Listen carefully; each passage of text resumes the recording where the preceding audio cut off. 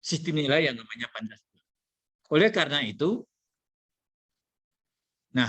karena itu, saya ingin menempatkan sudut pandang saya ekonomi Pancasila dengan pemahaman ini, bahwa karena perspektif saya adalah perspektif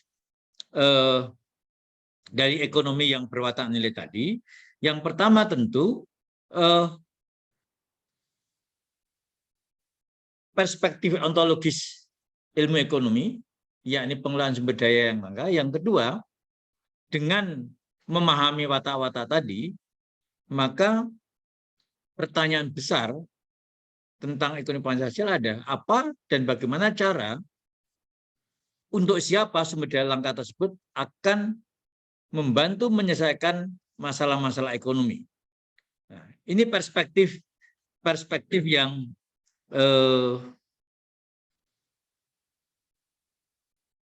saya memulainya untuk berdiskusi, untuk memandang ekonomi Pancasila. Nah, kemudian Pancasila sendiri yang tadi saya sampaikan, ya, tanpa mengabaikan perspektif ontologi yang lain, tadi saya sudah sebut ada ideologi macam-macam, maka Pancasila sebagai sistem nilai, nah, dia pasti sudah berakar, berkembang, hidup dan dihidupi di dalam kita membangsa gitu. Maka kalau saya membaca pidato Bung Karno, ya, ketika dia menyampaikan gagasan tentang dasar negara di depan BPUKPAI,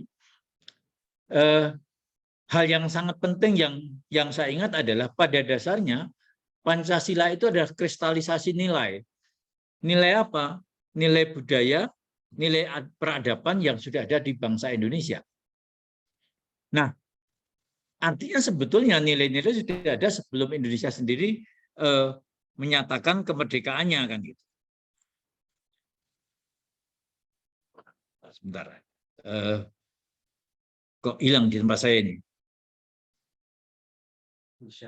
Ya, di share screen lagi ya. Tampaknya perlu share screen lagi. Bentar. Nah, cek sebentar. Nah, oke. Nah, dengan perspektif seperti yang tadi saya kemukakan, maka saya mencoba menemukan sampai pada cara pandang saya, pada hakikatnya ekonomi Pancasila itu adalah ekonomi cara tata kelola ekonomi yang sebetulnya tujuan dasarnya adalah bagaimana membangun, menciptakan masyarakat yang adil. Maka sila kelima itulah sebetulnya dalam pandangan saya hakikat dari ekonomi Pancasila. Bagaimana mencapai tatanan ekonomi yang berkeadilan sosial, tentu bagi seluruh rakyat Indonesia. Tentu pertanyaannya adalah, apakah kalau kita bisa mencapai pada tatanan seperti itu sudah memenuhi nilai-nilai yang terkandung dalam Pancasila? Dalam pandangan saya, iya. Karena keadilan sosial itu, dalam pandangan saya, tidak mungkin bisa dicapai tanpa watak-watak dasar tadi. Watak-watak, nah, kalau orang Jawa misalnya, salah satu watak penting dalam pemahaman saya tentang watak Tuhan itu adalah belas kasih. Belas asih kalau orang Jawa. Atau mungkin ini ada Pak Sakir, Rahmani dan Rahimi. Jadi belas kasih itu watak dasar dari sifat-sifat ketuhanan yang saya coba maknai gitu. Yang kedua, tentu saya meyakini betul keadilan sosial tadi hanya bisa dicapai kalau kita menghargai sesama. Tepo seliro kalau orang Jawa, atau empati bahasa yang lain, empati pada sesama. Dan kita bisa mendalami tentang itu. Keadilan sosial juga hanya bisa dicapai kalau kita mau bekerja sama satu sama lain. Bersatu bekerja sama. Itulah sila ketiga. Demikian juga sila keempat menjadi dasar bagaimana kita membangun sebuah masyarakat yang adil. Tentu kita mesti harus bermusyawarah. Jadi saya mencoba menempatkan bahwa atas dasar-dasar nilai itu, atas dasar nilai-nilai itulah sebetulnya keadilan sosial bisa dicapai. Dan kalau kita bisa mencapai pada tatanan masyarakat itu, maka sebetulnya itu adalah nilai-nilai Pancasila. Apapun namanya, mungkin kita tidak menggunakan nilai Pancasila. Tentu nanti akan ada pertanyaan, bagaimana dengan ekonomi yang lain? Monggo, tentu nanti kita akan diskusikan. Nah, saya pikir konstruksi berpikir ini yang mau saya tempatkan dan kelihatan sangat normatif, dan mungkin ini yang dulu oleh Pak Mubi juga disampaikan, yang saya belum terlalu tahu mengetahui pada saat itu. Nah, maka kemudian saya mencoba mendefinisikan atau membatasi pemahaman saya tentang Pancasila ada ketika tata kelola terhadap sumber daya ekonomi yang langka tentu, baik itu kegiatan produksi, kegiatan bersifat distribusi alokasi, harus mengacu pada nilai-nilai normatif tadi gitu. Tentu implikasinya apa? Ini masih kelihatan sangat abstrak ya, tetapi ketika kemudian kita kerucutkan bahwa ekonomi Pancasila kita pahami sebagai dasar di mana kebijakan dibangun, berarti saya bicara tentang paradigma, maka kebijakan-kebijakan tadi harus selalu kita konfirmasi kembali kepada paradigma dasarnya, yakni nilai-nilai keadilan sosial tadi. Karena itu saya mengerucutkan konteks ekonomi Pancasila dalam konteks paradigma, kebijakan, dan tentu juga implikasinya pada cara pengelolaan sumber daya itu. Nah, jadi pertanyaan kritisnya kemudian adalah bahwa ekonomi Pancasila dalam pandangan saya haruslah selalu penerapan ekonomi Pancasila harus selalu mengkonfirmasikan pada praktek-praktek nilai-nilai tadi pada setiap kebijakan, termasuk di dalamnya perundang-undangan. Maka kalau pertanyaan kita sudah Pancasilais atau belum, pertanyaan pasti tidak mudah dijawab, karena kita mesti mengkaji setiap kebijakan hingga implementasinya dengan mengkonfirmasikan pada nilai-nilai tadi. Dengan kata lain, saya mengatakan bahwa setiap peraturan apapun dari perundang-undangan maupun pada level yang paling bawah, khususnya berkaitan dengan ekonomi, haruslah selalu disahihkan, divalidasi dengan nilai-nilai keadilan tadi. Nah, kalau ini menjadi clear, tetapi tentu kita bicara apa indikator-indikatornya ketika kita bicara kebijakan. Nah, dengan mendasarkan nilai-nilai keadilan tadi, maka kemudian saya ingin mengajak pada teman-teman, sejauh yang saya pahami, apa sih esensi keadilan itu? Saya kembali pada teori-teori dasar keadilan yang kemudian ketika saya coba ringkas, itu menjadi dua hal prinsip. Pertama, yakni prinsip kesamaan, kesempatan hak. Nah, prinsip-prinsip ini kemudian kita dalami lebih banyak, mereka yang belajar ilmu pada teori-teori pasar, teori-teori persaingan. Sehingga kalau kita bicara pada textbook klasik, misalnya Adam Smith dan seterusnya itu, dengan asumsi yang dia tentu harus kita perhatikan yang dia gunakan, maka keadilan hanya bisa tercapai kalau prinsip-prinsip persaingan yang fair dengan asumsi-asumsi yang ada itu terpenuhi. Tentu itu tidak salah kalau kita mendasarkan pada prinsip kesamaan hak, dan itu tentu ada di bidang kehidupan apapun. Tetapi jangan lupa teori keadilan ini pun juga kemudian perlu dilengkapi sekaligus merupakan kritik terhadap prinsip pertama, yakni prinsip kedua. Karena prinsip pertama itu harus kita kritis juga. Apakah betul itu realistis? Karena dalam realitas setiap orang dilahirkan dengan perbedaan. Itu fakta. Entah itu fakta genealogis, fakta genetika, fakta sosiologis, maupun fakta kultural, tentu dilahirkan dengan keadaan yang berbeda. Maka prinsip perbedaan ini menjadi prinsip dasar yang lain dalam keadilan. Kalau dengan bahasa hukum itu terhadap kondisi yang yang sama diberlakukan aturan yang sama. Tetapi ketika kondisi yang berbeda diberlakukan peraturan yang sama justru itu tidak adil. Nah, maka prinsip-prinsip perbedaan ini sebenarnya prinsip pengakuan terhadap keberbedaan yang ada secara genetis, maupun genetis sosial, genetik kultural, maupun genetik yang lain kan gitu. Itu yang kita sebut sebagai kapasitas asali atau genetic capacity. Nah, sehingga perbedaan itu menjadi sebuah realitas ya, realitas sosial, realitas kultural yang mesti kita pahami sebagai sebuah keniscayaan.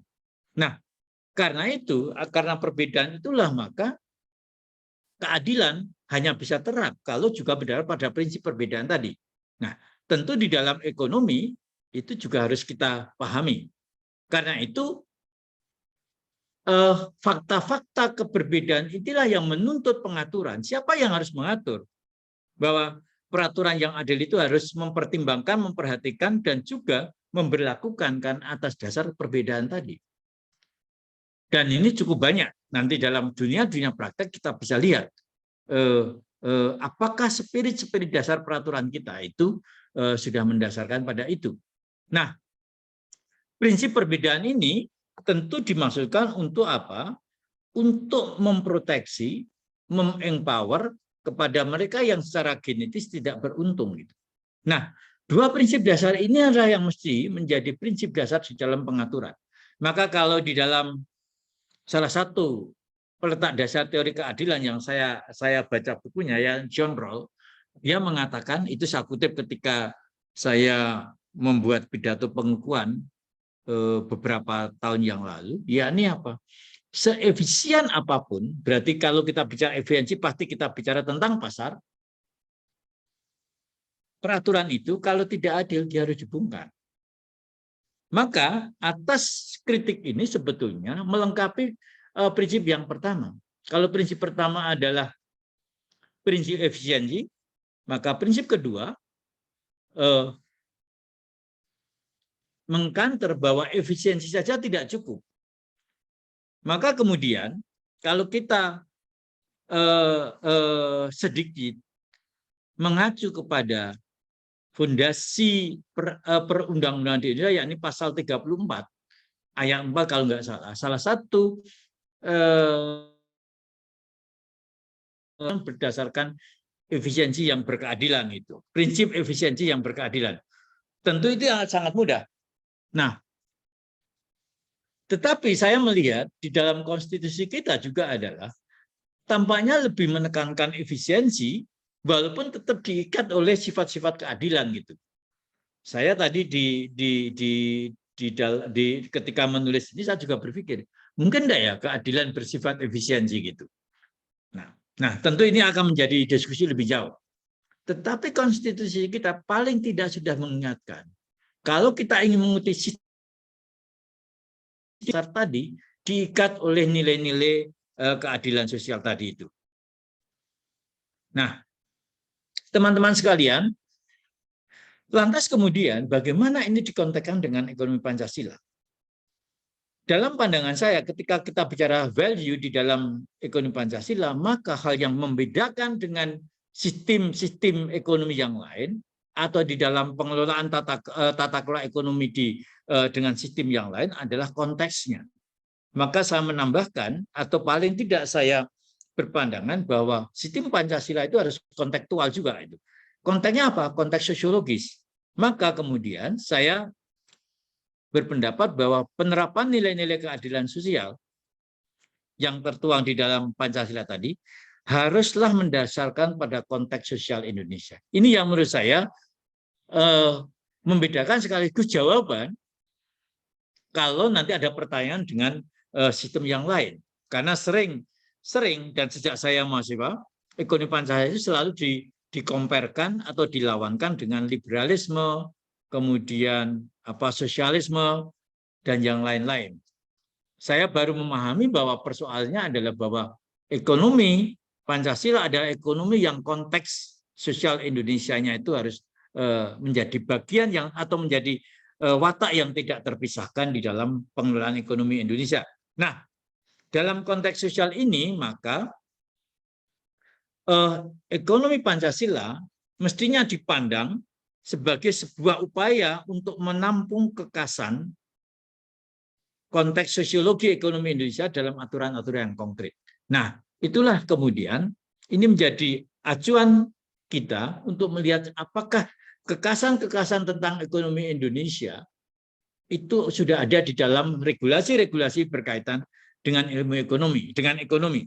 Mengapa itu yang tadi saya sebut sebagai paradigma, kebijakan, dan seterusnya. Nah, sehingga kita sampai pada pertanyaan judul tadi, apakah utopia? Apakah hanyalah retorika kan gitu. Kalau utopia itu dimaknai sebagai imajinasi akan sesuatu hal adalah sempurna, pasti itu utopis. Dan sebaliknya, kalau retorika itu dimaknai sebagai diskursus, bukan diskursus, diskursus saya ambil dari istilah ini, saya ambil dari kamus Merriam-Webster, yakni retorika dimaknai sebagai diskursus, seperti yang judul yang saya sampaikan tadi, maka ekonomi Pancasila ya pasti itu bukan hanya retorika.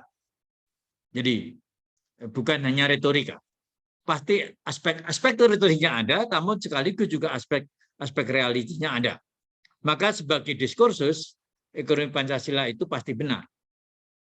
Namun sebagai realitas, tentu kita mesti melihatnya, memandangnya dalam perspektif paradigma, kebijakan, dan mekanisme tadi itu. Nah, dalam konteks itu, secara umum saya berkesimpulan bahwa praktek-praktek ekonomi yang berkeadilan sosial setidak-tidaknya sudah nampak dalam realitas. Setidak-tidaknya. Nah, ini yang tentu nanti bisa kita diskusikan lebih jauh. Nah, untuk tidak terlalu utopis, maka kemudian saya ingin memberikan ilustrasi. Kita semuanya sebagian besar ekonom. Nah, pertanyaan besarnya adalah bagaimana kita memandang persoalan ekonomi itu. Nah, itulah yang sebetulnya saya sebut persoalan ontologis tadi.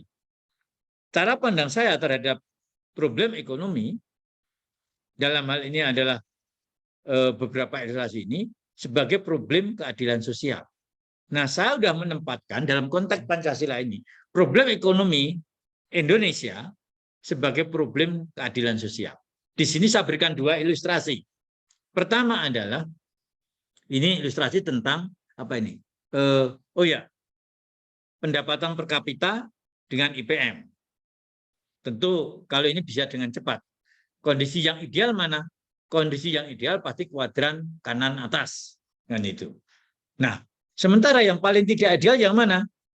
Kondisi paling yang tidak ideal untuk yang IPM dengan per kapita income ini adalah pasti kuadran kiri bawah. Dan kalau kita lihat distribusinya per provinsi, kiri bawah itu adalah provinsi-provinsi yang kebanyakan berada di Indonesia Timur atau Tengah. Artinya apa? Kita Indonesia masih menghadapi problem ketidakadilan sosial atau problem keadilan sosial. Dan keadilan sosial itu setidak-tidaknya dalam peta ini terungkap. Problem Indonesia Timur itu mencerminkan problem keadilan sosial yang ketidakadilan sosial yang serius dalam konteks Indonesia. Kita lihat gambar kedua. Gambar kedua adalah indeks Gini dan PDB per kapita. Mana yang ideal? Yang ideal adalah ketika indeks Gini-nya rendah dan PDB per kapitanya tinggi. Ya, ini di kuadran kanan bawah. Sehingga lawannya yang mana? Lawannya tentu adalah yakni apa? Kiri atas. Kiri atas, yakni apa? Provinsi-provinsi yang GDP per kapitanya rendah atau kecil, sekaligus indeks Gini-nya tinggi, ketidakadilan kesenjangan tinggi.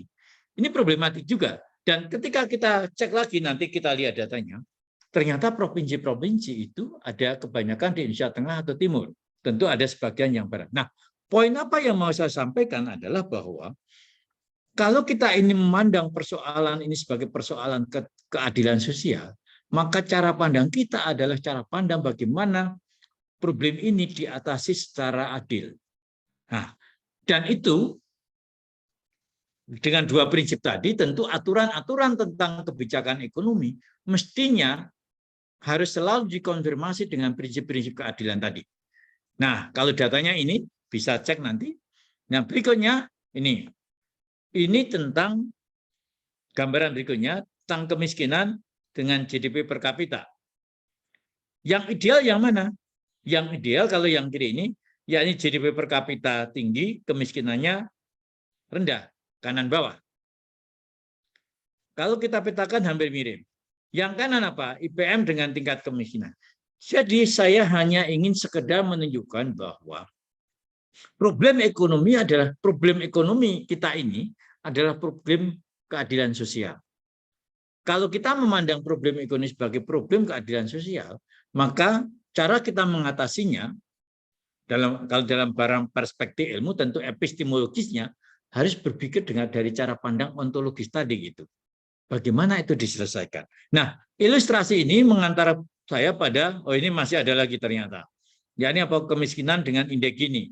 Jadi problem-problem ini akan muncul. Nah, saya sampai kepada bagian terakhir dari awal diskusi tadi, tapi bagian terakhir itu justru berupa pertanyaan. Saya akan mengakhiri pengantar diskusi ini dengan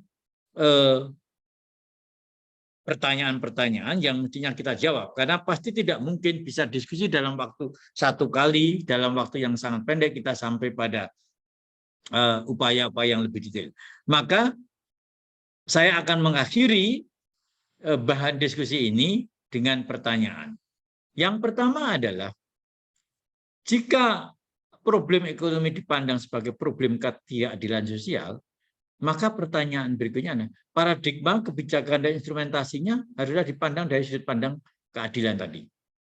Yang mau saya sampaikan adalah, apakah keadilan itu sama dengan fairness? Ini yang tentu akan menjadi diskusi.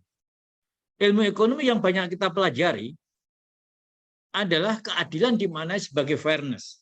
Sehingga teori-teori yang dibangun dari neoklasik dan seterusnya, ya persaingan itu fair kalau syarat-syaratnya terpenuhi. Tapi dia menjadi tidak fair kalau syarat-syaratnya tidak terpenuhi. Syarat-syarat itu asumsinya. Maka kritik terhadap neoklasik itu menjadi sangat nyata. Smith bisa kita kritik. Dia bicara justice, tapi kan ada syarat-syarat yang mesti dipenuhi. Tentu kita akan tahu itu. Nah, kalau justice tadi sudah saya sampaikan, fairness itu apa? Bolehlah saya mengutip, kalau nggak salah ya, fairness itu menurut Frank Knight, kalau tidak James Buchanan, Frank Knight ini. Saya sudah lupa membaca yang artikel di antara dua tadi. James Buchanan atau Frank Knight atau dua-duanya. Saya lupa. Fairness itu apa sih sebetulnya? Kenapa kok dia tidak sama dengan justice itu? Karena fairness itu dia manai, enggak tahu entah James Buchanan atau Frank Knight. Yakni kalau apa? Kalau kesepakatan-kesepakatan termasuk asumsi-asumsi ini dipenuhi dan semuanya mendapat hak-haknya secara proporsional sesuai dengan persyaratan-persyaratan tadi. Kira-kira begitu yang didefinisikan oleh dua orang tadi, tetapi dia memberi catatan. Kalau ini saya ingat betul, yakni apa? Bahwa keadilan bukan fairness itu sesungguhnya berangkat dari beberapa watak dasar. Salah satunya keadilan harus memperhatikan pada apa yang disebut sebagai genetic capacity. Artinya James Buchanan maupun Frank Knight tadi, saya lupa di antara dua orang itu, propos dia tentang keadilan adalah bahwa keadilan salah satunya harus selain effort, selain keberuntungan ya kalau saya terjemahkan itu adalah yang dia sebut sebagai kapasitas genetik atau genetic capacity itu. Nah, kapasitas bawaan. Nah, ini yang diingatkan oleh dua penulis tentang justice theory tadi gitu. Nah, yang berikutnya, saya mau ingatkan, tentu ini bagi kita yang banyak berkutat di dalam mempelajari atau mentransfer pengetahuan ekonomi, yakni apakah teori ekonomi sudah mampu menjelaskan problem tersebut dengan baik. Kalaupun sudah, pertanyaan berikutnya adalah, apakah teori ekonomi mampu memberi alternatif jawaban tersebut? Apakah ekonomi hanya sampai pada masalah-masalah teknis, bukan persoalan-persoalan fundamental misalnya? Pertanyaan ketiga adalah, pada tataran praksis, apakah kebijakan yang diturunkan berdasar teori ekonomi sudah mempunyai kemampuan efektif untuk menjawab persoalan-persoalan tadi? Maka pada hemat saya ya, untuk memahami ekonomi Pancasila, pertanyaan-pertanyaan ini bisa menjadi acuan awal untuk semakin menggeluti, mencoba memahami hakikat dan makna dari keadilan sosial tadi dalam perspektif ekonomi. Yang terakhir, tapi ini agak terlalu melompat, mungkin karena terdorong saya sebagai dosen Fakultas Ekonomi ya. Fakultas Ekonomi adalah apakah yang dapat kita kontribusikan sebagai maaf ini agak kasar saya, distributor pengetahuan. Jangan-jangan dosen itu sebagai hanya pendistribusi pengetahuan ekonomi gitu. Termasuk saya tentu ini. Apakah yang bisa kita kontribusikan terhadap persoalan-persoalan tadi? Apakah kita hanya sebagai penjajah, sebagai distributor, atau pekerja-pekerja di dalam pengajaran ilmu ekonomi? Nah, apakah kita juga sempat membangun narasi-narasi keadilan sosial ini kepada orang-orang yang berrelasi dengan kita untuk belajar ilmu ekonomi? Jadi ini menjadi permenungan pribadi saya tentu ya, pertanyaan-pertanyaan ini yang menurut saya juga mencoba menemukan jawaban-jawaban itu. Intinya ini pendapat, tampaknya kita perlu juga punya ruang untuk berpikir tentang keadilan sosial ini melalui bidang ekonomi, sekaligus mempunyai waktu untuk memikirkan tentang keadilan sosial. Jadi punya ruang untuk berpikir sekaligus mempunyai waktu untuk memikirkannya gitu. Nah, ini saya pikir pertanyaan terakhir berkaitan dengan itu. Dan itu saya sedang mempertanyakan pada diri